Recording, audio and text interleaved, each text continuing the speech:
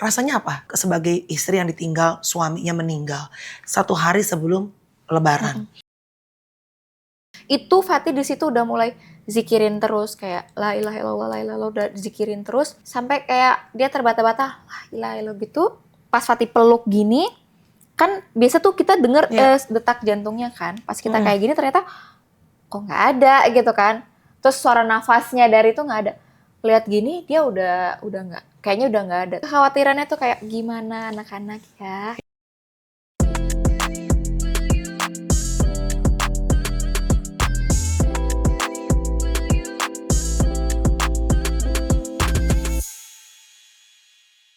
Akhirnya setelah hampir kurang lebih setahun, akhirnya diberikan kesempatan sama Allah. Hari ini kita berjumpa.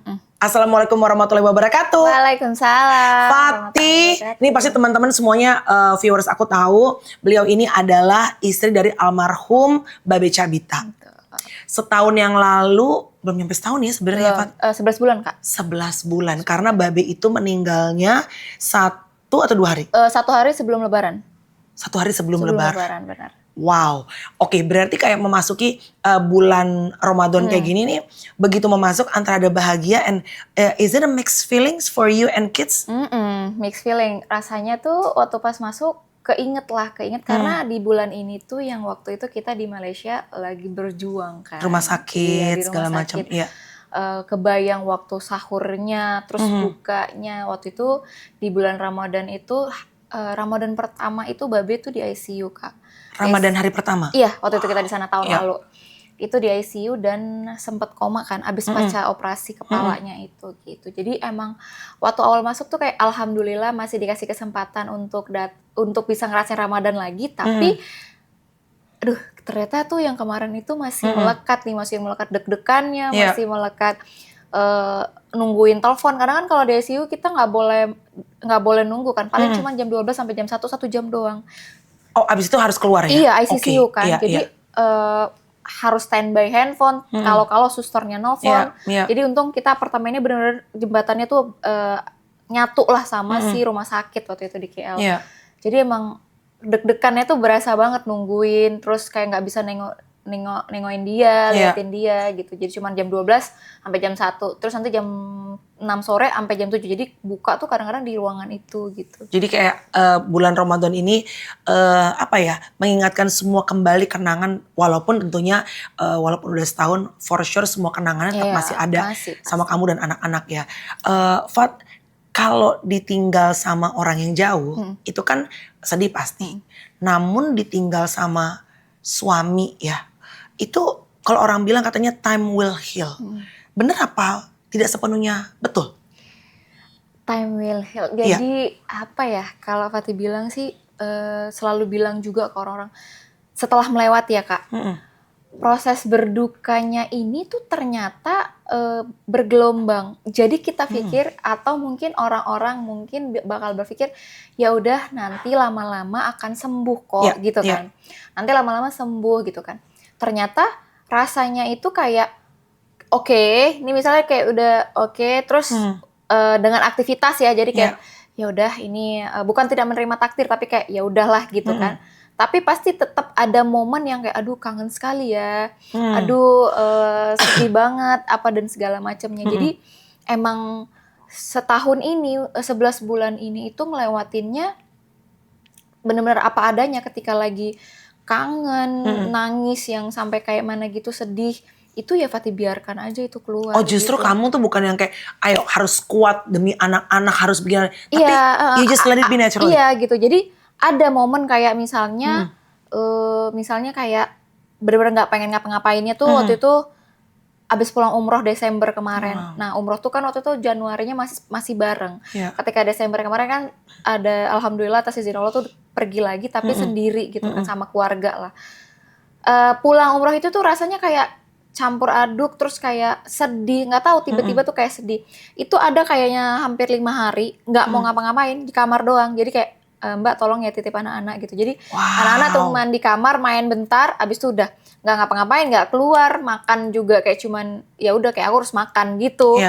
Padahal itu kalau dipikir udah berapa bulan yang lalu, tapi itu perasaannya tuh lagi down, lagi kayak kangen, lagi lihat foto dan segala macam, dan itu Fatih biarin. Sampai akhirnya udah 5 hari deh kayaknya nggak bener nih kalau sampai 5 hari gini-gini terus. Sedangkan misalnya kayak ya ada harus ngonten lah, terus ada pembukaan dadar dan segala macam. Nah kadang-kadang tuh kayak gitu, enggak nih harus kuat, kasihan ya anak-anak kalau nggak aku nih, tinggal aku nih gitu kan, tinggal aku orang tuanya, kalau nggak aku nih gimana mereka nanti ke depannya, jadi harus udah bismillah lah gitu. Tapi kalau cuman kayak malam tiba-tiba keinget sepi gitu-gitu ya Fatih biarin, nangis. Jadi gitu. Perasaannya itu bener-bener roller coaster ya. Iya, roller coaster kadang bisa lo kuat, terus kayak hidup bisa mulai jalan normal. Tapi ada momen-momennya walaupun udah hampir setahun, kalau emang lagi breakdown tuh lo biarin aja tuh. Dan biarin dan kadang-kadang itu suka aneh gitu. Misalnya lagi nyetir. Lagi nyetir, tiba-tiba keinget kayak sekarang, atau misalnya lagi pembukaan dadar di mana. Terus kayak di pesawat atau apa. Aku tuh udah kesini tuh biasanya bareng kamu. Sekarang aku melihat misalnya baru pertama kali ke Balikpapan misalnya kan. Ini nggak ada kamu gitu, kayak di belahan tempat ini. Sekarang aku tuh kesininya tuh nggak bareng kamu gitu. Itu tuh ada kalau lagi nyetir, tiba-tiba keinget, nangis, habis tuh udah. Tapi nggak pernah yang kayak aduh udah nggak boleh gitu. Wow, jadi bener-bener ya mixed feelings ya. Apalagi di bulan Ramadan, kayaknya yang nggak ditinggal sama suami aja bulan Ramadan, banyak yang bilang ada perasaan sedihnya. Sedihnya mungkin bukan sedih yang nangis gimana, tapi kayak berjumpa lagi sama Ramadan gitu ya. Tahun ini gitu ya. Aku sih dengar cerita dari teman-teman sekitar aku yang muslim gitu. Tapi that's for you sebagai istri yang ditinggal suaminya meninggal 1 hari sebelum Lebaran. Tapi as for the kids, anak-anak, kan kayaknya anak-anak udah cukup ngerti ya, Fat? Yang Bambino udah cukup ngerti. Nebula sih kayaknya yang kan dia, anak aku 2 cowok. Itu si Bambino itu umurnya udah masuk 7. Waktu ditinggal kemarin dia itu mau masuk 6. Kalau Nebula itu umurnya mau masuk 3 tahun, sekarang udah mau masuk 4 kan berarti. Kalau Bambino sendiri itu kayak paham. Papa udah pergi, papa sudah dikubur dan kita nggak bisa ketemu papa lagi. Tapi walaupun kadang-kadang suka tanya, papa tuh bisa bangkit lagi nggak ya, bisa ketemu lagi nggak sama kita gitu. Jadi dia ngerti bahwa papanya tuh udah tapi meninggal, mungkin masih bingung kali. Mengerti? Meninggal. Tahu. Jadi Babe tuh, jadi tuh anak-anak itu emang cukup deket ya, terutama Bambino. Nah, Bambino itu sering banget gitu kalau misalnya lagi tantrum atau lagi misalnya biasanya marah sama aku gitu kan, sampai yang misal mukul, itu pasti bakal dibawa Babe ke kamar atau pokoknya mereka ngomong berdua, kamu nggak boleh kayak gini. Nah sama Babe tuh sering mereka obrolan misalnya orang meninggal itu apa, terus kalau udah meninggal kita tuh kemana secara muslimnya. Nah emang tuh Babe tuh deket, emang ngobrol tipenya. Makanya Bambino tuh juga orangnya tuh tipenya ngobrol cara pendekatannya. Jadi dia tahu ketika papanya meninggal dikubur, lalu papa akan pindah dulu kalau misalnya baru nanti gitu-gitu loh, dia tahu lah secara di Islamnya seperti apa. Kayak mana. Jadi tapi mungkin dia masih bingung. Mungkin kayak kok cepet banget gitu, atau mungkin kayak di sekolah kok teman-teman aku ada gitu. Nah itu tuh pertanyaan adik Nebula dari buku kayak kok dia ada papahnya, kok Nebula nggak ada papahnya. Nah gitu-gitu sih. Tapi sekarang udah nggak pernah lagi, cuman paling Nebula kangen papa, yaudah yuk kita ke makam ya, kayak gitu. Yaudah kita ke makam, terus aku biarin anak-anak itu kayak, ayo mau ngomong apa sama papa. Ngobrol tuh di kubur. Iya, tadi Bambino sih lebih ke gengsi ya. Kadang-kadang tuh kalau aku yang ajak, justru dia nggak mau Kak. Kenapa? Dia maunya sama yang kerja sama kami itu ada namanya Atan sama omnya naik motor. Ayo Om Anan temenin Nono ke papa gitu. Oh, ngobrol tuh di situ. Kalau nggak ada. Iya, kadang dia atau nanti misalnya atau dia berdoa, dia tahu kan doainnya kayak mana. Yaudah Om Anan ke sana dulu ya, ke parkiran. Maksud si omnya tuh mau ngasih space lah gitu kan. Yaudah nanti dia nggak tahu sih kita, tapi dia lama lah di situ doa apa segala macam. Habis itu udah pulang kayak gitu. Abis dia misal sore-sore jalan naik motor kan, karena emang deket dari rumah. Tapi kalau diajak sama aku kadang-kadang mau, kadang-kadang nggak mau. Kenapa? Gitu. Nggak tahu. Oh dia lebih senang kalau misalnya sendiri kayak having moment sama ayahnya. Atau waktu pas awal-awal itu dia tuh kayak gini Kak, kayak kayak kalau kami bahas, aku bahas gitu di sebelum tidur, aku bahas papanya supaya mereka tetap melekat gitu memori tentang ayahnya gitu, ngelihat video kayak atau apa, atau hal-hal apa ya, siapa yang masih ingat papa sukanya apa kayak gitu-gitu. Nah kadang-kadang tuh awal-awal tuh Bambino tuh nolak, akan tutup mukanya pakai bantal, nggak tahu. Really? Oh jadi anak tuh merespon beda-beda grievingnya ya? Jadi entah dia nggak mau bahas takut sedih, atau ya dia nggak mau lihat aku sedih kalau bahas, karena kadang-kadang memang aku juga saat bahas akhirnya endingnya aku yang nangis juga depan mereka, jadi mungkin dia kayak sok-sok laki-lakinya, jadi kayak mama tuh berisik, dia bilang mama tuh nangis gitu, gengsinya bilangnya dia tuh berisik, jadi dia nggak bisa kayaknya bilang mama jangan sedih atau apa gitu kan. Iya soalnya mama tuh berisik, mama pasti nanti nangis gitu. Jadi sebenarnya ini anak kecil aja udah berusaha untuk protek ibunya supaya nggak sedih gitu. Mungkin ya, mungkin. Jadi aku lihat tuh kayak gitu. Nah, tapi sekarang mungkin dengan waktunya udah berlalu 11 tahun, mereka lebih enjoy kalau kami bahas. Jadi lebih senang. Ayo siapa yang tahu papa sukanya apa?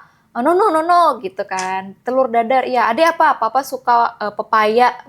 Ternyata di Nebula yang 2 tahun itu masih melekat, dia tahu. Misalnya papanya manggil dia Nebula cantik gitu-gitu kan. Babe kan suka manggil dia kayak gitu. Dia masih, aku pikir kayak ya 2 tahun mana ingat lah, kasihan dia tuh gitu. Ternyata dia masih ingat sih. Oke, kalau boleh, ini kan kebetulan kita berjumpa setelah 11 bulan ya. Mungkin kalau masih baru banget, it's too painful. Pasti sekarang juga pasti putar balik ke belakang tuh pasti sedihnya juga masih sama gitu. Hanya cuma ingin bertanya gitu ya. Kalau orang ditinggal orang terdekat, and then dalam masa grieving, masa kehilangan, itu kan pada saat pemakaman, terus mungkin kalau di Islam 7 harian ya? Sampai ya ada kayak gitu 7 harian, and then 40 hari ya? Ada. Kan ada sholat, ada kumpul sama-sama. Itu kan masih kayaknya kamu masih ditemenin banyak orang gitu ya.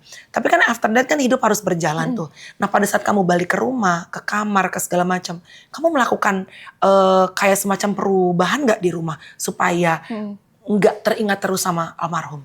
Enggak. Justru aku berusaha untuk supaya aku ingat terus. Maksudnya ini laki-laki ini luar biasa sih Kak. Jadi nggak berusaha untuk ini sih, nggak berusaha untuk melupakan sebenarnya, karena kayaknya nggak terlupakan ya. Tetap pasti dia akan ada di hati kita gitu, ke anak-anak, di memori gitu kan. Jadi nggak ada itu sih, nggak ada perubahan gimana. Cuman memang, jadi kita tuh kan kasurnya kan karena sama anak tuh jadi ada 2 kan Kak. Nah kasur yang biasa Babe tidur itu tuh kan kadang-kadang mama aku tuh datang dari Medan tuh kadang sebulan 2 bulan. Nah itu tetap harus ada orang di situ. Entah itu nanti Bambino atau kadang-kadang mbakku kusuruh kamu tidurnya di situ gitu. Jadi kita di kursi supaya itu nggak kosong. Itu doang sih yang paling masih. Karena biasanya itu tempatnya Babe. Iya gitu. Jadi paling itu doang yang masih apa ya? Yang masih aku nggak mau hilang gitu. Maksudnya harus ada orang tidur di situ gitu. Biar nggak kerasa sepinya di kamar gitu. Iya. Jadi kalau tidur tuh ramean, jadi tempat yang spotnya almarhum tuh diisi harus ada sama misalnya kalau lagi mama datang, mama yang di situ. Atau kalau misalnya kami bertiga, Bambino udah tidur dia di sebelah aku pindahin gitu. Dia sebenarnya sebelahan sih. Cuman kan kalau 180 kan kita nggak muat berempat. Jadi tambahan tuh kasur lagi, single bednya. Nah Babe itu kadang-kadang Babe, aku, anak-anak gitu. Nah jadi tuh kadang-kadang tuh di situ tuh. Itu yang justru nggak mau jangan hilang, jadi kayak rasanya tuh nggak sepi, kami bertiga doang di kamar gitu doang. Barang-barangnya si almarhum, itu apa yang dilakukan sama kamu dan anak-anak? Kayak apa yang dia suka ikan, ikan koi, baju-bajunya buat syuting segala macam. And then setelah almarhum ini meninggal, apa yang dilakuin sih Fat? Kalau baju ya Kak, itu beberapa dikasih ke saudara atau ke teman-teman kerabat gitu. Memang lebih baik biar hisapnya dia nggak terlalu banyak gitu kan. Kalau untuk Vespa kemarin aku lelang, lalu aku sumbangkan atas nama beliau gitu. Jadi biar jadi amal jariah. Kalau katana masih ada, karena kadang-kadang masih suka nganter Bambino sekolah kan. Kalau ikan koi aku lagi titip nih, karena aku ternyata ngerawat ikan koi itu benar-benar harus detail. Jadi waktu itu sempat di jam 4 pagi mati nih bukan airnya, kayak mesinnya Kak. Sedangkan dia kan oksigennya harus itu, nggak boleh dia lama-lama kan, kalau nggak bisa mati.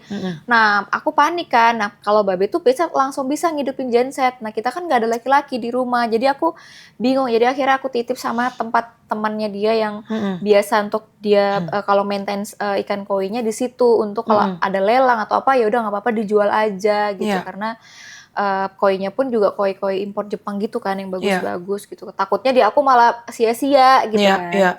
Terus kalau untuk baju itu beberapa, tapi ada baju yang memang dia khas-khas dia pakai, aku simpen. Kamu simpen tuh. Siapa tahu nanti Babino bisa pakai. Terus sepatu yang emang sering dia pakai itu aku simpen sih gitu, aku bersihin. Baju dia suka kan pakai baju kemeja yang motif-motif. Itu betul, kemarin kita dibuat sama kakak ipar aku, diambil terus dibuat dijahit ke tukang jahit, jadi dress sama Nebula. Yang benar. Dengan motif itu, dengan baju kemeja itu. Astaga. Terus kalau jam, dia suka pakai jam tangan itu masih aku simpen. Siapa tahu sama Bambino, karena kan ya siapa tahu nanti makin lama makin klasik itu kan gitu.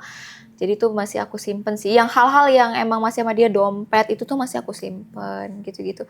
Tapi kalau baju sehari-hari yang kaos apa gitu-gitu sih aku kasih. Sama paling ada jaket yang emang dia sering pakai kalau dia motoran, Vespaan atau apa, itu aku simpan. Itu kayak kemarin ayah mertua aku juga kayak, itu kayaknya baju punyanya Yoga ada ya. Maaf Pak, itu nggak bisa, itu punya Bambino.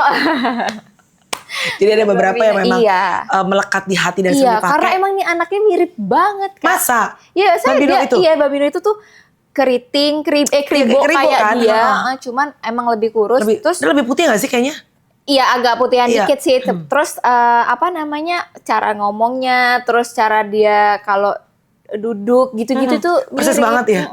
Jadi benar-benar remind emang panutannya bapaknya, emang deket dia. Alhamdulillah dong. Ya kan, sih. walaupun ibaratnya nggak punya waktu panjang bersama dengan ayahnya, tapi benar-benar ayahnya bisa menjadi panutan dan deket gitu ya. Bener, The whole time nggak, maksudnya kan Babe juga ibarat tulang punggung gitu ya. Dia sibuk kerja bikin konten, tapi tetap ternyata waktu yang cuma 7 tahun, 2 tahun sama 2 anak ini ternyata melekat dalam gitu ya. Dia benar-benar spend time. Jadi emang mungkin mungkin ya kayak Tuhan tuh ngasih alurnya ya. Jadi waktu hamil terus melahirkan, Babe masih syuting film, terus kayak pandemi. Dari situ sebelum 1 tahun sebelum pandemi, Babe mutusin untuk kayaknya mau konten deh gitu. Dan selama konten kan emang di rumah. Dan Babino tuh masih umur 1 tahun, masih bayi. Jadi Babe tuh ikut nemenin, ngurus, bantuin dan segala macem gitu. Jadi kayak deket mungkin ya. Pada saat almarhum meninggal, bener nggak ada yang datang dalam mimpi atau mungkin I don't know, kamu kan orang yang paling dekat dengan beliau, itu lepas dari ibu dan ayahnya, tapi kan saat menikah kan sudah suami istri itu menyatu gitu.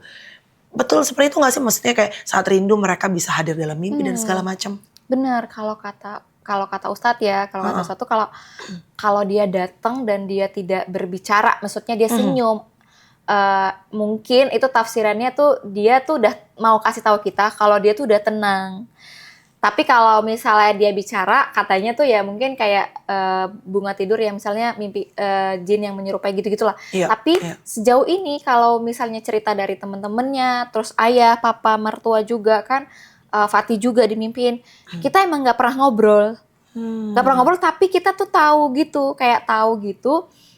dia tuh kayak iya gitu aja, tapi dia senyum selama itu. Misalnya kayak pernah mimpi kami tuh karena ke KL gitu, nggak tahu, jadi kita tuh kayak di depan pavilion gitu, terus kita mau sama anak-anak ya main, terus Fatih anter nih dia kayak ke lobby, tapi itu kayak lobby hotel gitu, terus Fatih pergi nih ke bus.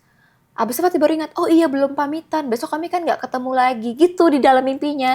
Jadi Fatih setiap mimpi Fatih catat Kak, biar gak lupa. Yang bener loh Fatih. Karena jarang kan mimpinya, setahun ini baru 3 kali dimimpiin kan. Jadi datang lagi, balik, Bang kita gak ketemu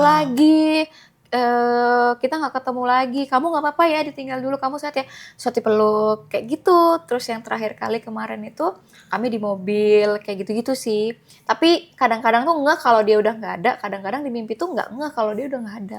Jadi kayak bener-bener kayak hari-hari aja gitu ya? Iya, kayak hari-hari gitu aja, itu sih paling mimpinya. Cuman gak sering, kadang-kadang juga kayak semoga malam ini mimpi deh, kangen gitu kan.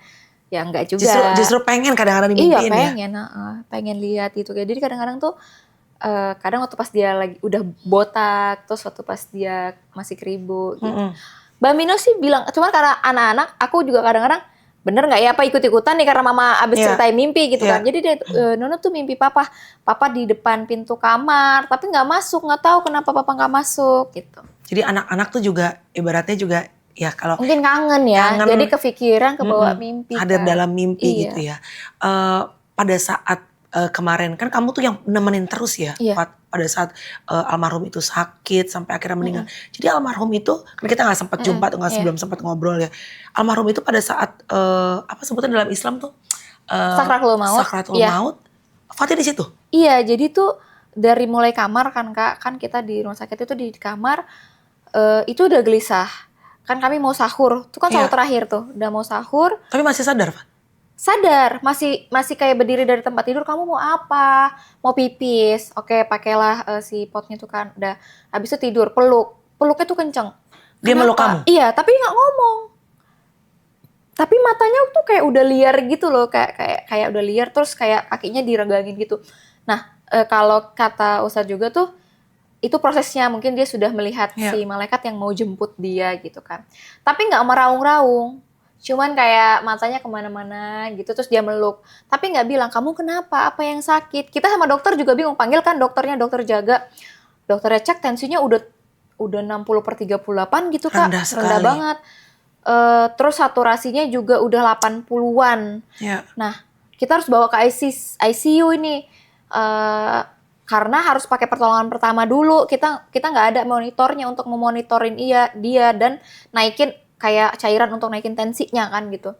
Oh, mungkin ini kayak kemarin, Fatih pikir. Kemarin juga kayak gini, tapi bisa lagi kok. Jadi waktu pas di Marisu kan roller coaster.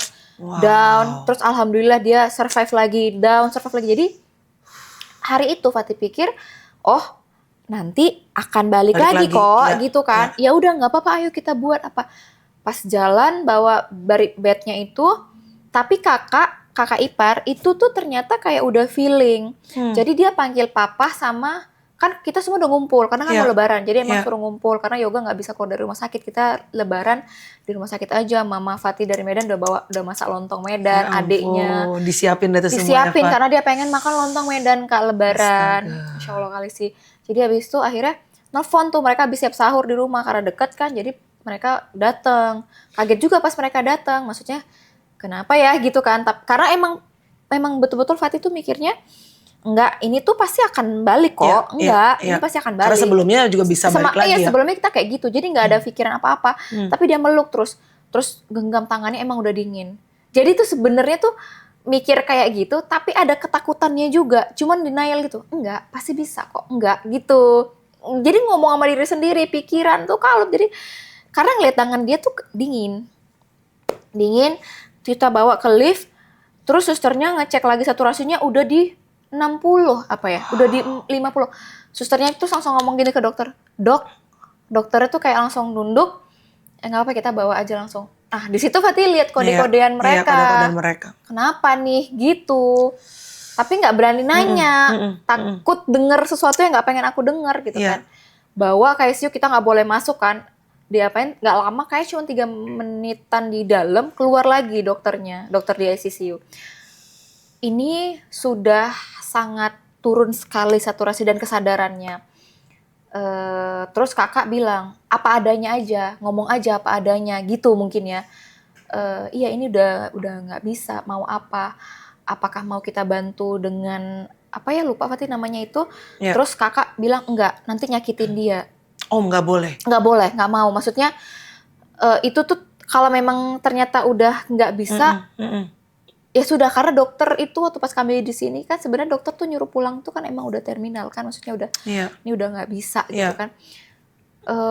Terus Fatih bilang kayak coba aja gitu kan. Ini nanti bakal nyakitin dia. Dokternya tuh bilang, jadi kami tanya, kalau dipakai ini tuh yang kejut jantung. Iya kejut jantung. Bisa nggak? Sulit kata dokternya karena udah turun banget kesadarannya dan matanya udah nggak respon. Yaudah kami mau masuk di sebelah dia, dibolehin sama dokternya. Masuk itu dia masih gini-gini sih Kak, masih kanan kiri. Ini masih buka mata masih tuh? kanan kiri. Kayaknya mungkin ya kalau di Islam itu kan dia dari kaki dulu ya Kak, dari kaki dulu. Nanti lama-lama dia baru ke atas, baru dia ngembusin. Itu Fatih di situ udah mulai zikirin terus kayak la ilaha illallah, la ilaha illallah, udah zikirin terus. Emang dia nggak ngomong gitu, nggak tahu, mudah-mudahan sih dalam hatinya. Sampai kayak dia terbata-bata la ilaha illallah gitu.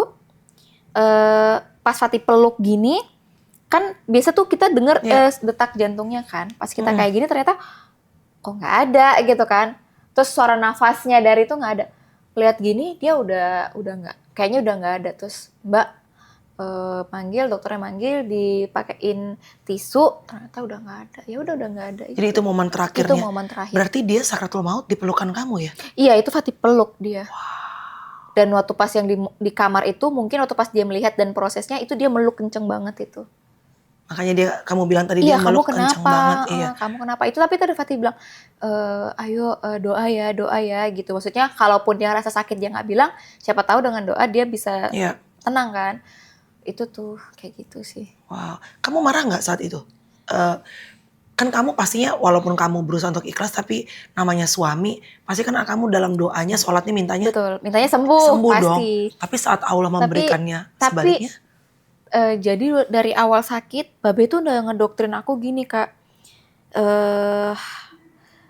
waktu kita tahu pertama kali diagnosanya cemas, deg-degan, kayak darah tuh deg gitu.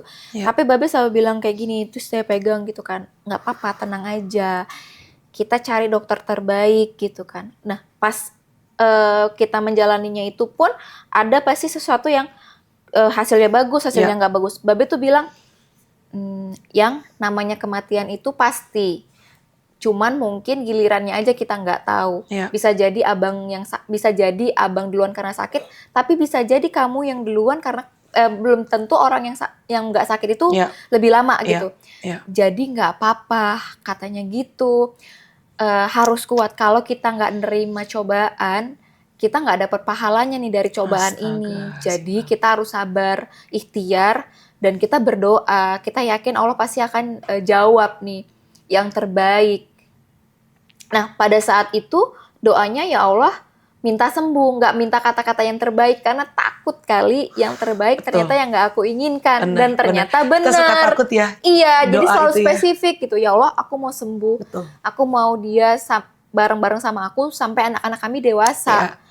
Jadi takut minta yang terbaik ternyata bukan yang kita inginkan, tapi ternyata Allah tuh lebih tahu ya, Allah tuh lebih tahu, mungkin pasti ada hikmahnya di balik ini semua. Jadi dari awal doktrin itu tuh Babe tuh bilang, jadi mungkin yang buat aku kuat adalah dia tuh kuat Kak. Dia saat terapi, saat segala macam, nggak ada sedikit pun ngeluh, nggak ada Kak, sedikit pun ngeluh kayak kok aku ya, atau kenapa gue? Kenapa gitu. ya abang tuh masih muda kan, maksudnya 2 tahun terakhir kemarin kan dia diet, pola hidup sehat dan olahraga, tidurnya cukup gitu kan. Gak ada sih terlintas di ucapan dia yang selama ini Fatih nemenin dia di kamar terus itu untuk ngeluh itu. Jadi rasanya dia yang jalanin, dia yang ngerasain rasa sakitnya, rasa nggak enaknya, deg-degannya pasti kan, pasti dia deg-degan, pasti dia kepikiran. Apalagi dia laki-laki, dia kepala rumah tangga. Dia aja nggak ngeluh, masa aku yang nemenin tuh ngeluh. Jadi sama kami, jadi kami di situ di rumah sakit di kamar itu ya kadang-kadang kami dengar ceramah Ustadz biar naikin iman ya, biar naikin iman bahwasannya segala sesuatu yang kami alamin ini itu pasti atas izin Allah dan ada kebaikan deh, pasti ada kebaikan. Kan kita biar nge-charge iman kita kan Kak. Sampai akhirnya saat itu pas dia bilang, dokter bilang tanggal kematian dan segala macam itu dari meluk gini jatuh kan, terus dipeluk sama kakak ipar, nggak boleh kayak gini, nggak boleh gitu kan. Terus kayak nangis. Justru pas proses di rumah itu masuk mobil ambulans itu kan wartawan udah rame, terus karangan bunga juga udah rame, orang-orang teman-teman udah rame. Itu malah Fatih bingung Kak. Kayak betul. Kayak nggak jejek ya? Fat? Iya, nggak jejek. Pas turun Fatih langsung dipeluk mama gitu, Fatih tuh bingung. Nangis, tapi kalau Fatih throwback lagi kemarin itu, justru Fatih bukan nangisnya pada saat itu, nangis ngeraungnya. Pas malamnya, pas nggak adanya, bahkan kadang-kadang kayak udah sebulan ini tiba-tiba lagi nangis tuh nangisnya bisa sesak-sesak gitu. Tapi bukan pas saat itu, ternyata proses berduka, terus jadi kayak, oh ternyata proses berduka orang tuh beda-beda. Kadang-kadang kita lihat orang yang kehilangan, kok dia tabah banget ya, misalnya anaknya kehilangan. Padahal dia mungkin bingung ya, linglung ya. Ternyata tuh bingung setelah kita jalanin. Jadi kadang-kadang kita jangan ngejudge orang juga. Karena orang tuh prosesnya beda-beda. Dan Fatih saat itu nangis, tuh sampai kayak dibilang gini kan, Fatih puas-puasin deh, puas-puasin. Ada dengar Fatih suara Fatih, lupa siapa yang ngomong, untuk puas-puasin peluk dia pada saat itu, pas dikafanin dan apa segala macam. Semakin dipaksa gitu, Fatih semakin bingung. Bingung kali gitu. Tapi nangis, tapi ya Allah aku nanti gak lihat dia lagi nih. Tapi bukan yang raung-raung yang mungkin orang pikir, ya ampun dia kok kuat banget ya, padahal suaminya. Justru itu gak keluar bagi orang-orang, ternyata bagi orang-orang yang benar-benar dihadapkan kehilangan orang yang terdekat dia, suami atau anak. Karena dia bingung gitu, ngapain orang-orang nih dirame-rame di rumah, kok aku ngalamin ini gitu. Jadi memprosesnya tuh lama-lama Kak. Justru pas udah nggak ada, baru sampai sekarang kadang-kadang kalau lagi kangen banget tuh nangisnya bisa sampai kayak sesak-sesak gitu. Wow, berarti ini pelajaran ya, kalau kita tuh ngelayat, kadang kita kan ngelihat kok nggak nangis ya dia. Betul, ternyata beda-beda. Kan kita kadang-kadang suka judgmental ya, kok bisa nggak nangis sih? Misalnya suaminya meninggal, kok cuma kayak begitu doang air matanya, atau hebat banget ya, kuat banget istrinya. Bukan kuat, bukan nggak nangis, bukan nggak sedih. Kadang orang tuh kayak masih butuh waktu untuk mencerna ya. Mencerna karena semalam masih ada kok gitu. Tadi malam masih ada. Tadi pagi jam 2-nya, kan itu jam 4-an ya, dia mulai itu 4:30 sebelum azan subuh.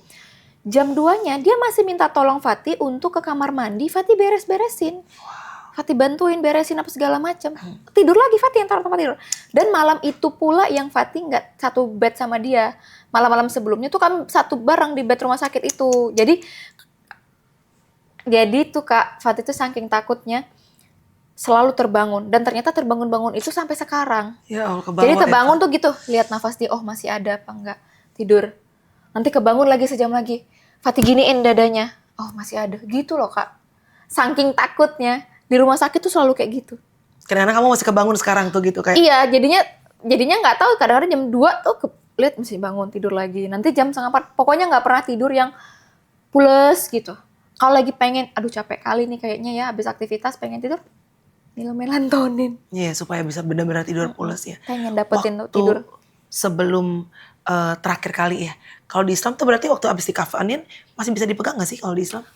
Jadi kan dimandiin, Fatih ikut mandiin, beresin segala macam, dikafanin, kepalanya wajahnya doang yang boleh. Itu orang-orang terdekatnya, anak, yang mahramnya boleh cium, boleh lihat orang, itulah ngelayatnya terakhir kali ya sebelum ditutup, udah bawa ke kubur, disolatin, dikubur. Nah, pecahnya itu saat dikubur Fatih ya, justru. Pasti ya, itu ya. Dikubur gitu. Itu udah gemeter sih. Tapi gini-giniin terus itu kayak ya Allah.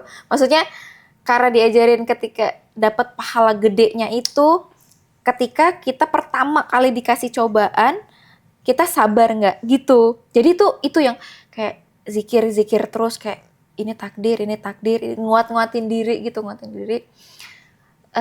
takut kalau ngeraung yang udah dijalanin ini takutnya hilang nih pahalanya, maksudnya ya kita kan meraih itu kan gitu kan, pengen itu karena dia ngajarin Fatih itu untuk kayak gitu.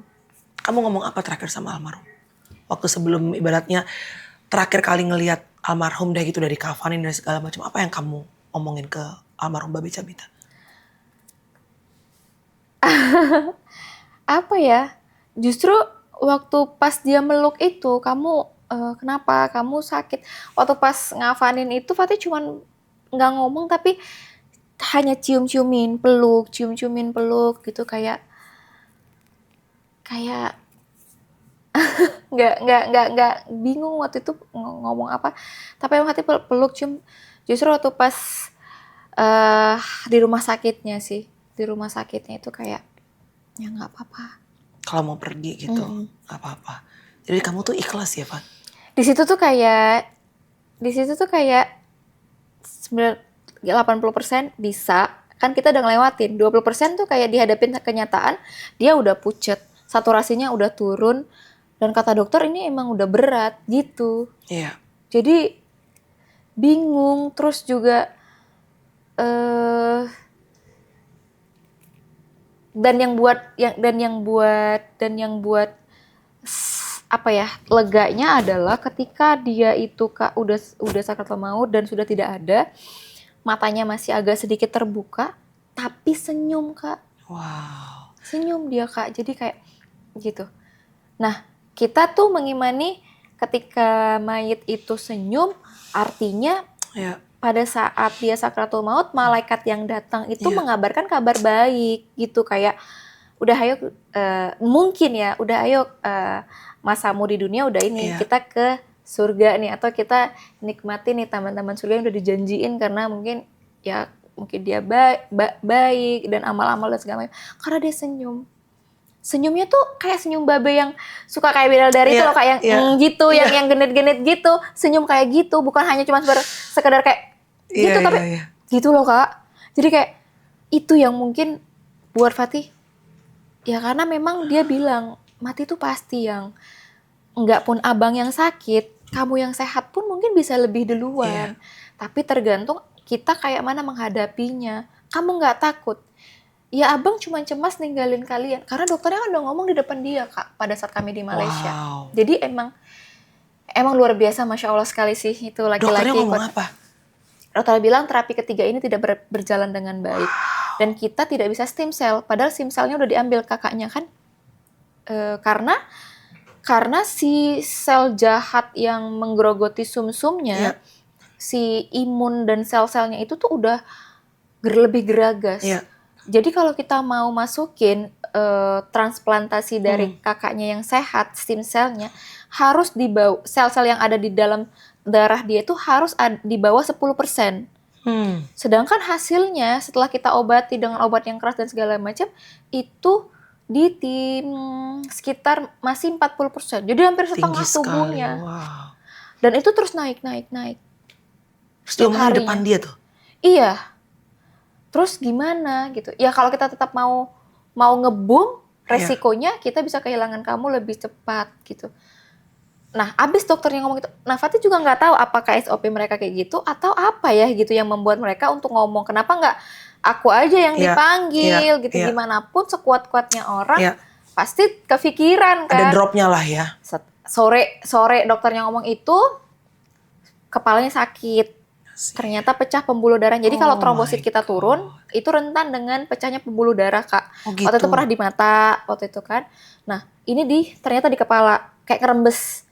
Nah itu yang buat dia harus dioperasi pada saat itu. Jadi mungkin kepikiran lah.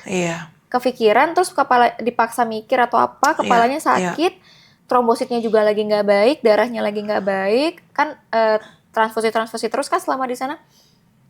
Gitu. Cepet banget ya Fat? Iya, Juni tuh oke. Dokternya bilang oke, udah sembuh, kami beraktivitas.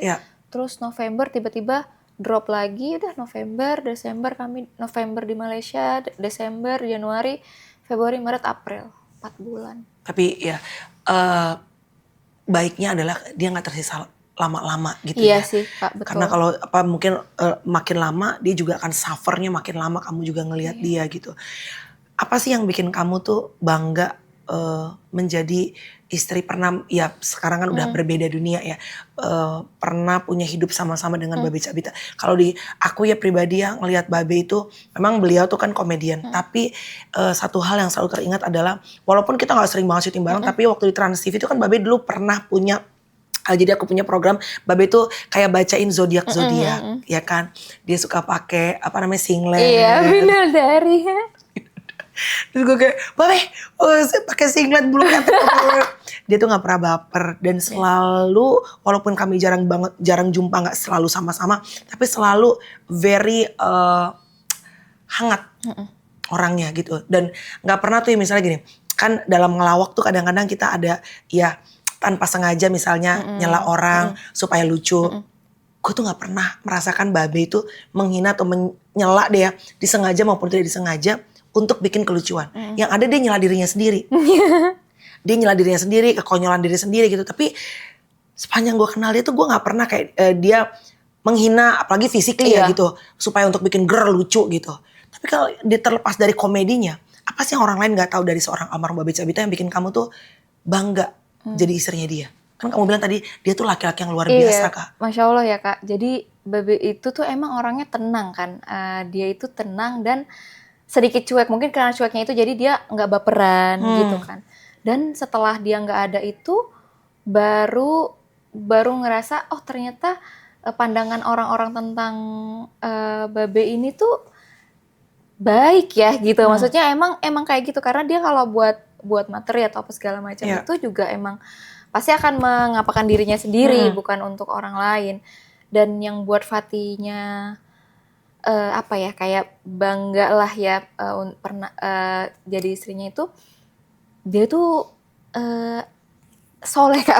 Maksudnya tapi orang-orang nggak tahu ternyata. Iya. Jadi orang-orang tuh nggak tahu karena emang dia nggak so asik atau so ceramahin gitu. Nggak, ibaratnya nggak si paling agama gitu betul. ya. Betul, maksudnya jadinya kayak nggak yang kayak gimana. Tapi orang-orang terdekat tuh tahu gitu kan. Maksudnya apalagi 3 tahun, 4 tahun terakhir semenjak ibu nggak ada, mamanya nggak ada, itu dia benar-benar memperbaiki dirinya sekali gitu kan. Terlepas itu dulu pun waktu kami masih bareng-bareng di Medan tuh ya kalau lagi di luar tuh minimal, kalau misalnya dulu masih bolong-bolong tuh minimal maghrib gitu. Jadi bacaannya kalau jadi imam ternyata tuh emang bagus kayak gitu kan. Jadi emang ternyata tuh yang sisi orang mungkin nggak tahu adalah dia ditampak di layar kaca seperti biasa-biasa aja, temen nongkrong dan segala macam. Ternyata dia di sisinya itu spiritual agamanya tuh kuat. Iya, benar. Dan justru, itu yang ngajarin aku juga. Justru kamu tuh ngelihat keimanan makin bertambah karena ngelihat dia gitu ya. Betul. Dia bilang gini, ayo yang bareng-bareng. Kalau cuma abang aja di rumah ini, iman tuh naik turun. Dia bilang gitu. Oh ya, jadi mulai itu kan. Jadi sisi itu sih, banyak hal-hal yang bahkan aku udah lahir sebagai muslim yang mungkin dulu aku nggak diajarin atau mungkin ya cuman dapat dari sekolah atau apa yang aku tahu dari dia, oh ternyata kayak gini, oh ternyata kayak gini. Sesimpel kayak dia ngajarin aku wudhu yang benar gitu, padahal aku pikir kan ya udah aku selama ini sholat dari remaja, dari kecil wudhunya kayak gitu, ternyata tuh ya ada yang miss, ada yang salah, ada yang keliru gitu Kak. Sesimpel itu. Dia betul-betul, karena kata dia waktu pas papaku nggak ada, waktu pas kami menikah, dia bilang gini, papa kamu nitip gini sama abang. Jadi waktu pas salam-salaman kita mau akad nikah, papaku tuh ternyata bisikin, bawa Fatih ke surga ya yok kita. Titip Fatih bawa ke surga ya yok gitu. Papaku nitip ke dia gitu. Karena kamu kan udah nikah jadi tanggung jawab suami gitu kan. Oh iya papa ngomong gitu. Iya, papa kamu ngomong gitu. Ini baru abang ngomong nih setelah papa udah nggak ada gitu kan. Jadi makanya ayo bareng-bareng kata dia gitu. Jadi kamu merasakan ya bahwa dalam pernikahan tuh Babe sudah bisa menjadi imam. Imam dalam arti leader ya, membawa kamu ke arah yang lebih baik. Banyak Kak. Kalau dibilang ya memang tuh kalau di muslim ya kayak kita nggak boleh terlalu bergantung sama makhluk ternyata. Iya. Dan aku tuh dibuat bergantung Kak sama dia. Maksudnya hal domestik tuh aku masak apa segala macam. Tapi hal-hal yang untuk keputusan atau apa itu tuh aku emang nggak bisa sama sekali. Aku tuh orang yang nggak pede. Jadi aku pasti Babe. Wow. Apapun, bahkan kayak Bang Fatih mau posting ini, menurut kamu kayak mana? Oh nggak apa-apa kok, oke gitu. Tapi kalau untuk hal domestik Fatih ya misalnya kayak masak apa segala macam. Anak-anak apa kamu? Iya, anak-anak itu Fatih misalnya sekolah. Fatih tuh buat sekolah yang ini kayak gini Bang, sekolah yang ini kayak gini. Nanti keputusan tuh pasti nanya sama dia. Wow. Karena entah kenapa setiap keputusan dia itu walaupun kayak masa sih Bang, tapi benar gitu. Kayak oh iya ya benar ya, untung aja kamu gitu ya gitu. Gila, pas dia nggak ada gimana lu tuh Pat? Iya, sampai sekarang juga kayak ini kira-kira kalau ada dia, misalnya masalah bisnis ya. Ini kalau misalnya ada dia akan sikap kayak mana ya? Aku tuh berusaha keras.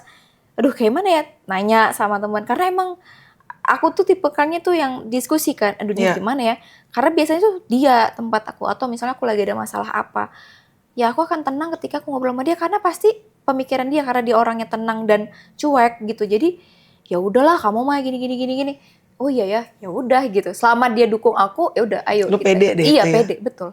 Terus waktu dia nggak ada tuh gimana? Ekonomi gimana tuh Fat? Kan dia tulang punggung ya. Ya maksudnya pasti kamu juga bisa bekerja. Tapi kan tadi kamu bilang ngonten, dia yang punya ide. Dan dia kan orangnya muter otak banget ya. Bikin ini, bikin apa. Kayak sempat dia bikin yang mobil-mobil lah tuh. Apa kontennya. Konten lucu-lucu gitu. Waktu dia gak ada. Terus gimana tuh? Waktu tahu hidup harus berjalan lagi dan lo mulai harus bangkit lagi yuk. Bikin kontennya, dadar beredarnya. Gimana when the leader is gone? Untungnya tim yang di belakang dia itu alhamdulillahnya setia ya, maksudnya masih ada gitu mereka. Jadi mereka sedikit banyaknya udah tahu tipe gaya kerja dengan Bang Babe atau sisi komedinya Bang Babe. Walaupun pasti beda, karena dia ini unik kan, maksudnya dia udah punya khasnya sendiri. Makanya akhirnya kita mencoba-coba pola, apakah pola hia-hia ini, tapi sekarang dengan penampilan aku yang gini, orang tuh jadinya bingung. Secara penonton oke, tapi kan aku juga mengharapkan dapat nafkah kan di situ, betul. Ternyata nggak works nih Kak. Akhirnya kita coba kayak daily vlog, masak yang memang ibu rumah tangga 2 anak, jadi kayak gitulah gitu kan. Terus kadang-kadang aku kalau lagi visit ke Dadar ya aku ngevlog aja. Jadi lebih kayak gitu ya, muter-muter nyari tuh mana ya gitu. Yang mana tuh biasanya tuh yang punya ide-ide out of the box tuh dia. Tapi Dadar tetap jalan. Maksudnya, tetap jalan kalau walaupun Babe udah nggak ada sekarang, tetap masih memberikan pemasukan untuk kalian. Alhamdulillah Kak, alhamdulillah. Mungkin ya Allah tuh mungkin kasih ya udah nih tenang, yang penting maksudnya alhamdulillah kali aku masih bisa nggak terlalu yang harus kerja keluar, maksudnya tetap kayak aku dulu kan dulu ibu rumah tangga ya, nemenin anak-anak di rumah gitu kan. Jadi dengan ada Dadar Beredar ini aku hanya sekali-sekali atau lihatnya dari Zoom, dari itu. Jadi aku bisa mobile di rumah gitu kan, laporan keuangannya dan segala macamnya. Paling aku visit sekali-sekali atau kalau ada opening aku keluar kota. Tapi nggak yang full aku harus keluar kayak gitu. Jadi tetap bisa sama anak-anak tuh tetap ya, walaupun orang tuanya tinggal 1 nih, kasihan sekali kalau terlalu ditinggal-tinggal gitu sih. Akan kerja nggak kamu ke depannya? Kayaknya mau bisnis sih Kak. Kayaknya ya, misalnya entah baju hijab atau apa, aku akan coba sih. Soalnya apapun aku akan coba, tapi mungkin yang nggak ninggalin anak-anak gitu. Pokoknya jadi segala hal dicoba deh ya. Ya harus. Ternyata dulu mikirnya gini Kak, aduh aku nih bisa apa ya? Kayak aku ibu rumah tangga, skillku apa ya? Aku nggak bisa bisnis, aku nggak bisa apa-apa. Dulu tuh gitu Kak. Terus kayak Babe bilang, lah kan kamu bisa ngonten, kamu bisa apa ya? Kamu mau bisnis, ayo abang. Dia tuh selalu penasaran akan bisnis dari dulu tuh Babe. Jadi dia tuh nggak pernah puas dengan ya udah abang di entertain. Enggak, jadi dari dulu tuh apalagi ya bisnis gitu. Jadi bisnis makanan dulu sebelumnya ini kan ada yang sempatin apa segala macam, dia tuh pasti akan coba peluang-peluang itu. Teman-temannya nawarin ini buat kremesan King, adalah kayak kremesan gitu sebelum kan. Dadar Beredar nih? Setelah Dadar Beredar, ayo. Terus kayak sebelum Dadar Beredar ada namanya Fiber High Glow gitu. Kita nyari maklon yang di Jogja dan segala macam. Kita cari dokter gizi yang ini aman gak, itu tuh masih jalan. Tapi walaupun yang gak terlalu hype kayak waktu masih ada dia, tapi tuh Fatih berusaha untuk tetap promoin sih. Tapi Dadar sih, gue sih sering beli loh. Oh ya, alhamdulillah. Dadar sih. Kemudian tuh udah jadi comfort foodnya orang-orang ya Kak. Betul, dan pokoknya gini, kalau misalnya lagi nggak pengen makan apa, si adikku kan manajerku, Dadar Beredar aja yuk. Pasti tuh anak-anak tuh pasti semua pokoknya timnya dia suka pada makan. Dan ya ternyata itu menjadi legacy ya, peninggalan buat dia ya. Iya, legacy. Dan jadi setiap makan tuh emang ciri khas, karena emang di rumah, nih Fatih misalnya masak ayam sambal kangkung. Ronde keduanya, kan dia makan cuma siang doang. Ronde keduanya, Dadar yang, ayo dah. Oh emang dia suka Dadar? Iya Kak, dari dulu. Dan dia tuh sukanya telurnya emang telur Dadar. Karena dia gak suka kuning telur. Jadi kalaupun mata sapi ataupun telur rebus, itu pasti Fatih udah, kalau misalnya lontong Medan kan pakai telur rebus ya Kak, telur gitu kan. Terus putih doang tuh? Iya, jadi kayak, nih tugas kamu. Jangan sampai ada sisa kuningnya ya di sendok. Siap bos. Fat, penasaran deh, dulu tuh kamu kok bisa mau dilamar sama Babe tuh apa karena dia kan banyak bilang, wah Babe istrinya cantik loh, apa karena dia artis? Enggak lah, atau belum. Karena belum Kak. Berarti kan kalau dia bukan artis saat itu, ada sesuatu yang lu lihat dari dia, oke lucu sih lucu ya, tapi kan dia belum jadi popular komedian gitu. Tapi apa yang lu lihat sampai lu yakin bahwa ini akan jadi ayah dari anak gue nih? Apa yang lu lihat? Kedekatan dia sama ibunya, itu selalu aku bilang kemana-mana, bahkan ke dianya juga. Kamu tau gak kenapa Fatih bilang kamu? Dia ke ibunya tuh deket, terus manggilnya emang bukan mama tapi sayang, sama kayak dia yang manggil ke Fatih juga kadang-kadang. Iya, sayang ibunya. Iya, dan emang Mama Rini itu anaknya tiga itu emang deket banget kan. Tapi cara Babe perlakuin ke ibunya itu bukan cuman hanya sayang, tapi emang perhatian juga. Jadi kayak, udah mama ini aja, udah mama di sini aja, di Jakarta aja. Ya udah kan mama kan udah pensiun kan, mamanya guru BP gitu kan. Udah mama di sini aja. Jadi emang sengetrit itu. Dan dulu sebelum ada rezeki ya, maksudnya masih kuliah, masih apa tuh, emang beda lah Fatih, kelihatan kayak hangat gitu sama ibunya tuh. Nanti peluk, atau misalnya dia tuh benar-benar bukan anak mami yang manja gitu, tapi mamanya bilang apa, dia pasti akan nurut. Kamu jangan kayak gitu, udah jangan ngapain sih kamu beli-beli ini lagi, bisa dulu tuh sebelum nikah ya. Ya udah, dia pasti akan itu tuh. Dengerin banget omongan ibunya gitu ya. Nah, pas ketika ini kan yang menjadi kekhawatiran orang kadang-kadang kalau terlalu dekat sama ibunya, istrinya nanti ini kan. Tapi ternyata enggak. Jadi malah almarhum mama itu suka kayak misalnya dulu tuh awal-awal yoga misalnya Babe tuh suka main game gitu kan. Yok, kamu tuh jangan main game, kasihan itu sifat itu, bantuin kayak. Nah dari situ tuh dia jadi kayak gendong-gendong Bambino, pakai kain jari kalau lagi begadang kayak gitu. Jadi ibunya pun enggak ini sih ke aku, maksudnya enggak yang merasa tersaingin gitu. Iya, enggak. Justru kamu enggak boleh kayak gitu sama istri kamu tuh, gini gitu. Justru nasehatin kayak gitu. Dan dia terus tahu gitu kayak ini ibunya abang, kamu istrinya abang. Semoga kamu nggak menghalangi surganya abang ya, gitu kan maksudnya. Kan kadang-kadang suka rebutan tuh jadi ibu surganya gitu abang kan. ya. Nah alhamdulillah kan Fatih juga ngerasa aku juga dicukupin kok gitu, jadi ya nggak apa-apa. Dan alhamdulillahnya ya Fatihnya juga kayak ya udah gitu. Tapi bukan cuma orang tua, tapi istrinya sama anaknya nggak dipeduliin ya. Iya betul. Karena dia gini Kak, dia mungkin orang yang belum tahu, mungkin orang-orang juga banyak yang kayak gini. Babe tuh kalau ngasih mamah aku juga. Kasih orang tuanya, pasti keluarga aku juga dikasih. Aku nggak minta, tapi itu selalu dilakuin sama dia. Terlepas mungkin yang di sana kebutuhannya lebih banyak, lebih gede, yang aku mungkin enggak, tapi nggak pernah maksudnya nggak pernah kesana aja atau apa gitu. Jadi alhamdulillah sih. Ya Allah Babe. Alhamdulillah. Jadi Fatih juga ngerasa, dan aku juga tercukupi, anak-anak alhamdulillah masih bisa main ke mall apa, ya udah terserah dia mau ngasih ke ibu. Kamu nih hijrah karena Babe atau hijrah karena panggilan sendiri? Ternyata tadi nggak pakai hijab ya, Fat? Tadi nggak pakai hijab, terus abis itu lahiran Nebula, Babe paling kayak cuma bilang kayak lucu ya pakai jilbab gitu, cuman kayak gitu kan. Habis itu pakai jilbab. Nah kalau pakai hijab yang panjang ini setelah kehilangan. Ini syar'i berarti ya? Iya. Kalau dulu belum. Dulu kan belum ya? Belum. Ini kenapa bisa sampai akhirnya memutuskan hijab syar'i? Setelah kehilangan Babe. Masa? Iya, baru setahun ke aku. Baru 11 bulan inilah pakai syar'i. Justru makin kuat ya? Iya. Kan ada orang kadang-kadang terluka gitu ya, terus jadi hubungannya jadi menjauh sama penciptanya, kayak ngambek gitu. Kamu malah enggak ya? Gak tahu ya semuanya, makanya Masya Allah atas izin Allah tuh mungkin ngesentil gitu apa gimana, tapi ini termasuk kebaikan kan maksudnya. Jadi aku justru malah nyari wadah Kak, ketika aku kehilangan itu aku nyari wadah. Aku sedih nih, aku sakit, aku kehilangan, tapi kalau aku ngomong sama manusia, maksudnya bukan manusia, maksudnya sama kakak, sama adik, sama teman, mereka bilangnya sabar dan ya kuat gitu kan. Tapi nggak cuma sekedar omongan yang pengen aku dengar gitu, tapi pengen hatiku tenang, apa ya gitu.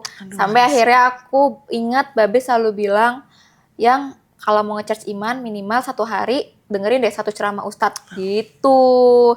Dan waktu pas kami di rumah sakit itu kan kami emang karena kan emang nggak, jadi karena leukositnya turun, leukosit itu kan tentara tubuh, emang nggak boleh kemana-mana kan Kak, di kamar doang. Takut kena virus yang lain. Tapi aja juga kalau mau ke bawah, lobi bawah mall, mau rumah sakit, mau beli makanan atau apa, pakai APD. Oh wow. Pakai APD baru dibuka sebelum masuk kamar, cuci tangan, bersih-bersih supaya dia nggak kena virus, karena 0,0 dia leukositnya. Nah jadi kadang-kadang di situ tuh kami dengerin ceramah gitu kan. Oh kayaknya aku harus dengerin ceramah. Ya udah, jadi pada ceramah tuh. Kamu dengerin tuh? Iya, pertama tuh amalan apa yang bisa menyelamatkan suami kita yang udah meninggal. Itu yang pertama kali. Ternyata dengan memperbaiki diri, dengan menutup aurat, itu nyampe tuh nanti ke dia, ke ayah Fatih juga yang udah meninggal.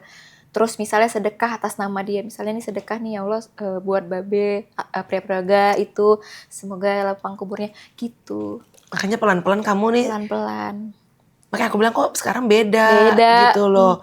Wow, rasanya apa setelah? Tenang. Lebih tenang? Tenang Kak, jadi kalau mungkin orang bilang ya ampun Kak Fatih ini, ya nggak tahu juga, maksudnya Allah tuh baik kali gitu ngasih ketenangan itu, dan emang kita butuhnya tenang kan ternyata. Kita tuh butuhnya tenang, maksudnya kita ada rezeki dan segala macam, kalau hati kita gelisah tuh kayaknya apa ya lagi yang dicari, kayak apa ya yang kurang gitu. Ternyata ketika tenang, oh cukup kok, cukup alhamdulillah. Oh yang kemarin terjadi itu semuanya takdir Allah, dan kita pun nanti akan kesana juga kok. Cuman mungkin abang lebih duluan. Ya udah nggak apa-apa, sekarang bekal kita nih, siapa tahu rupanya abang dengan kebaikan-kebaikannya makanya senyum pas terakhir itu udah nanti akan masuk surga insya Allah, amin gitu kan. Nah aku nih gimana nih biar bisa bareng lagi sama dia nih nanti, mulai masuk surga nggak nih gitu kan. Iya kayak gitu-gitu sih Kak. Terus ya udah ngalir aja lah kayak gitu. Luar biasa. Fat, untuk menutup obrolan kita yang begitu luar biasa, walaupun aku berbeda keyakinan tapi indah banget sih yang kamu ceritain. Walaupun aku tahu kita mendengarnya indah, tapi yang menjalaninya sih berdarah-darah, air mata. Tertatih-tatih, ngesot-ngesot kalau aku bilangnya. Betul. Dan kalau nggak di-equip, diperlengkapi sama Allah sih nggak mungkin ngejalanin sendiri. Bener. Bisa gila lah ibaratnya. Bisa gila dan bisa marah. Maksudnya bisa marah dan bisa jadi berbalik. Kok aku kayak gini, kok aku... Nah ternyata tuh dalam mengambil cobaan tuh kita juga harus ada ilmunya juga kan. Betul. Tapi kalau ditanya berat, sedih, wah ini nih kayak truk Kak. Kayak truk, karena kekhawatirannya tuh kayak gimana anak-anak ya. Iya.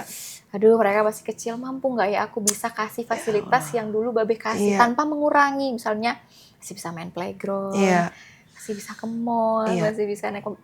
Apalagi ibu gak bekerja kayak gini. Tapi setelah kita jalanin, yang kasih rezeki ternyata bukan Babe, tapi Allah gitu loh. Tapi mungkin melalui Babe. Mungkin kalau kita minta, ya Allah kasih aja aku, melalui aku nih sekarang Babenya udah gak ada, ke aku aja. Biar anak-anak tetap dapat fasilitas terbaik. Mudah-mudahan gitu. Tapi gimana biar Allah kasih, ya senengin dulu hati Allah ya kayak mana. Ya dengan beribadah lah, dengan penampilan mungkin, dengan hijab yang sesuai dengan syariat gitu-gitu sih. Terakhir, kalau kebetulan nih, tapi aku percaya there is no coincidence, tidak ada yang kebetulan. Memang kalau jalannya sudah di guide sama Allah, tiba-tiba nonton podcast ini, baru saja mungkin kehilangan, juga sama seperti yang kamu rasakan, tapi belum sampai nih ke tahap kamu seperti bisa menemukan damai. Lagi rungsing, bahkan mungkin lagi untuk bisa mengerti aja sulit gitu. Apa yang harus dilakuin? Kalau yang harus dilakuin adalah menerima Kak. Pertama menerima dulu, karena semakin kita bilang enggak, ini tuh enggak ya, ini tuh dia tuh sebenarnya masih bisa, atau kita misalnya nggak menerimanya bukan dengan cara kayak gitu, tapi kok aku ya Tuhan, kok aku, semakin kita kayak gitu, kalau menurut Fatih ya, semakin kita sakit, semakin kita nggak tenang, semakin kita jauh nih dari iman kita gitu kan. Jadi awalnya pasti sedih, nggak apa-apa nangis, sampai sekarang juga Fatih masih nangisnya ngeraung kok. Tapi kalau bisa jangan sampai kayak ya Allah kok aku, jangan ada keluaran kata-kata itu, karena kita tuh harus mengimani takdir kan. Oh ya udah ini, dan ternyata hikmahnya adalah Kak, nggak tahu ya hikmah besar apa Allah tuh ambil Babe duluan dan ninggalin kami bertiga. Tapi mungkin setelah perjalanan setahun ini adalah ternyata Fatih kalau dihadapin masalah, kalau dulu stres, kalau dulu kepikiran, Fatih ini orangnya kepikiran kali Kak. Semua dipikirin, betul. Yang jauh aja dipikirin. Sekarang tuh kayak, oh ya udah, nanti ya pasti akan ada selesainya kok. Kalaupun nggak selesai, ya sudah kita coba cari jalan lain. Nggak seribet dulu dalam menghadapi masalah. Karena gini, karena ternyata titik terendah aku tuh udah yang kemarin. Terlewat, jadi apalagi ya kira-kira yang lebih berat daripada kehilangan suami yang soleh gitu loh Kak. Jadi ya semoga nggak ada lagi lah cobaan yang lebih berat daripada itu gitu. Selalu mintanya itu cukuplah, itu aja. Sampai sekarang udah mau setahun aja tuh masih berbekas ya. Iya masih berbekas, masih berusaha manjat nih gitu. Tapi ya nggak mau lagi turun ke bawah, jangan sampai. Jadi semoga kalau yang mungkin menghadapinya, banyak juga yang DM. Aku bilang nerima dulu sih. Nerima, oh yaudah ini takdir. Terus aku harus kayak mana? Ya berdoa, minta sama Allah. Ya Allah semoga kuatkan aku untuk bisa melewatin ini. Karena kita tuh kadang-kadang ngerasa kita yang mampu, kita yang, oh ini karena aku yang kuat nih. Padahal Allah yang kasih izin, Tuhan yang kasih izin. Nih aku mau kasih kamu kuat, nih aku mau kasih kamu sehat. Itu kan semua kita minta. Jadi caranya menerima, ya udah balik lagi. Sujud, minta, ya Allah tolong bantu. Ini gimana? Engkau aja yang urus, aku ngikut aja gitu. Pasti jalan dia tuh karena terakhir aku yang urus berantakan. Jadi ya udah ya Tuhan, kamu aja yang urus gitu kan. Kalau aku yang urus ya aku sok tahu nih gitu. Manis banget, terima kasih ya Faty. Aduh, sama, menguatkan juga iman aku. Terima kasih banget, salam buat anak-anak. Semoga kamu dikasih umur panjang sama Allah. Amin ya Allah, amin. Karena sekarang anak-anak kan single parent ya, punyanya Faty, dan ditambahkan rezeki berkah untuk Bambino dan juga Nebula. Lucu banget sih namanya anak berdua. Bapaknya itu yang kasih. Bapaknya luar biasa. Dan again, satu hal yang kita belajar, walaupun Babe sudah meninggalkan kita hampir setahun ini, tapi memang ternyata dalam hidup setiap postingan kita, setiap status yang kita taruh di sosial media, bahkan setiap kelakuan kita, setiap kata-kata yang keluar dari mulut kita, at the end of the day saat kita udah berangkat, menjadi peninggalan ya, legacy yang membuat orang mengingat seperti apa sih hidup kita, karakter kita pada saat kita lagi ada di dunia. Benar sih. Terima kasih Faty, thank you very much. Terima kasih teman-teman, aku percaya kalian belajar sesuatu dari perjalanan hijrah seorang Faty, istri dari almarhum Babe Cabita. Bye guys.